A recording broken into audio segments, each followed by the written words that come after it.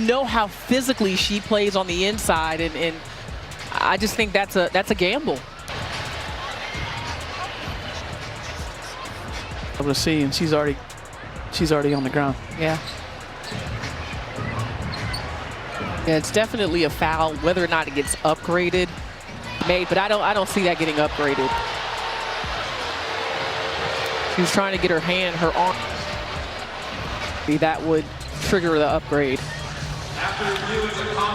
We're told the officials didn't see any windup like he. A moment between Angel Reese and Sophie Cunningham has become one of the more debated incidents of the WNBA season, not because of the severity of the contact itself, but because of how quickly it spread once it reached social media and how strongly fans reacted to what they saw in the replay. The play took place during the course of a normal possession. There was no stoppage, no extended review, and no ejection. In real time, it looked like one of many physical exchanges that happen in any given WNBA game.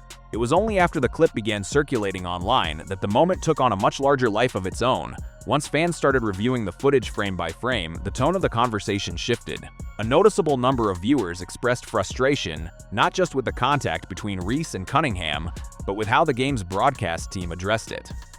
Commentary during the broadcast suggested that nothing out of the ordinary had occurred, a characterization that a large portion of the fan base disagreed with almost immediately. Comments describing the broadcast assessment as out of touch began appearing across social platforms, with many viewers arguing that what they were watching on screen did not match what was being described by the people calling the game. This disconnect between what fans were seeing and what was being said on the broadcast became a significant part of the story. For a portion of the audience, the issue was no longer just about the contact itself. It became about whether the game was being officiated and described accurately at all. Viewers who felt strongly about this pointed to the replay as evidence that the contact appeared deliberate, arguing that it should have been treated as more than incidental. That sentiment fed directly into a broader and more long-running conversation about Angel Reese's style of play. Reese has built a reputation throughout her career, both in college and now in the WNBA, as a physical, high-effort competitor who plays without hesitation in contested situations. For some fans, that physicality is a defining and admirable part of her game. For others, it has become a point of repeated criticism, with a vocal segment of the audience describing her play as overly aggressive and, in some cases, as dirty. This particular incident reignited that debate. Fans who already viewed Reese's style with skepticism saw the contact with Cunningham as another data point supporting their argument. They pointed to past incidents involving Reese, suggesting a pattern rather than an isolated event. Critics argued that when a player is repeatedly involved in similar moments, it becomes reasonable for observers to question intent rather than assume each incident is coincidental. On the other side, defenders of Reese pushed back against that framing. They argued that physical contact is simply part of the sport at this level, and that isolating individual plays from a long career and labeling them as proof of bad intent is an unfair standard that is not applied evenly across the league. They noted that contact, tangled arms, and incidental fouls happen constantly throughout WNBA games, and that Reese's high profile means her moments receive a level of scrutiny that quieter players on other teams simply do not face. That disagreement over standards became one of the central threads running through the public reaction. It was no longer only a debate about a single elbow or a single possession. It became a broader argument about whether certain players are held to different expectations because of their visibility, and whether the officiating and broadcast commentary reflected that unevenness in real time. Sophie Cunningham's presence in the moment added another layer to the story. Over the past year, Cunningham has built a distinct identity among WNBA fans as a player who does not back down from physical confrontation. She has become known for her willingness to get involved in contested situations, to stand up for teammates, and to play with an edge that fans on multiple sides of the league have come to recognize. That reputation meant that when she was on the receiving end of contact that a large portion of fans viewed as questionable, the reaction was immediate and intense. Many viewers speculated about what a future matchup between the two players or their teams might look like, given the attention this moment received. Some predicted that the next meeting would carry additional intensity. Others were more measured, pointing out that perceived rivalries built primarily through social media reaction do not always translate into anything different on the court. Regardless of which view proved accurate, the perception itself was enough to keep the conversation active in the days that followed.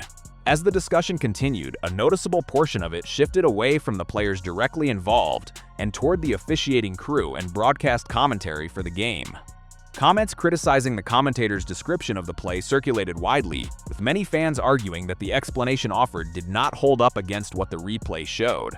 For a segment of the audience, this incident became less about adjudicating Reese's intent and more about questioning whether the people responsible for officiating and broadcasting the game were equipped to call it accurately. This is not the first time WNBA broadcasts and officiating crews have faced this type of criticism this season.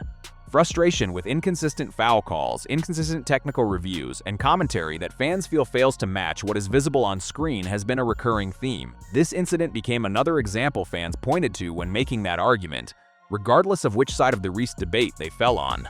At the center of all of this remains the question of intent, which is ultimately unresolvable through replay alone. Basketball contact happens at high speed in tight spaces, with players moving in multiple directions at once. What looks deliberate from one camera angle can look incidental from another. That ambiguity is part of why this moment generated as much discussion as it did. There was no single definitive piece of evidence that settled the argument for either side. Instead, viewers were left to interpret the same footage through the lens of their existing opinions about the players, the broadcast, and the state of officiating in the league more broadly. For fans who already viewed Reese's style of play unfavorably, this moment reinforced that view. For her supporters, it reinforced a separate argument that she is judged more harshly than other players because of her visibility and her outspoken public persona. Both groups found what they were looking for in the same clip, which is a familiar pattern in moments like this, across all of professional sports. What makes this incident notable beyond the immediate reaction is what it reflects about the current state of WNBA fandom and the increased scrutiny the league is receiving as its audience grows.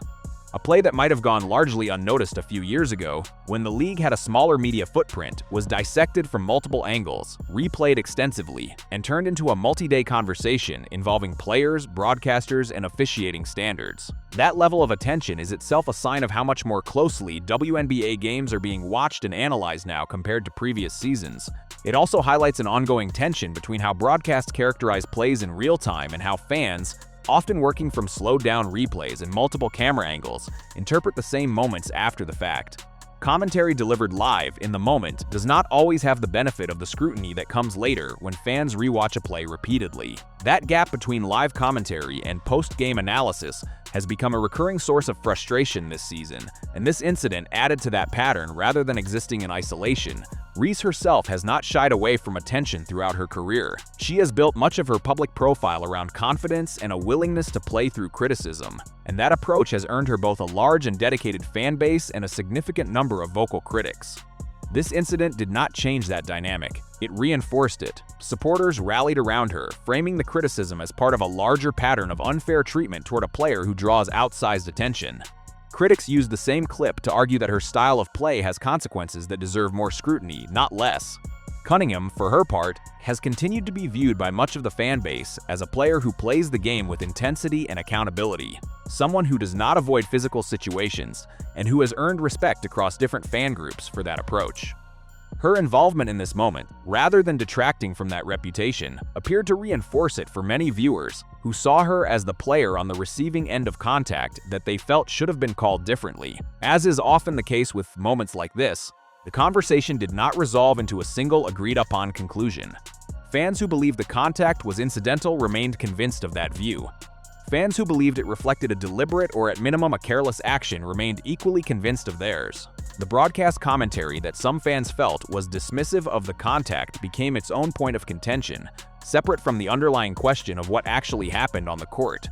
What is clear is that incidents like this continue to shape how fans engage with the league, how much attention individual plays receive, and how scrutiny of officiating and broadcast standards has become an increasingly prominent part of the conversation around WNBA games. Whether or not this specific moment leads to anything different the next time these two players or their teams meet, it has already become part of the ongoing narrative around physicality, officiating consistency, and player reputation that has defined a significant portion of this WNBA season.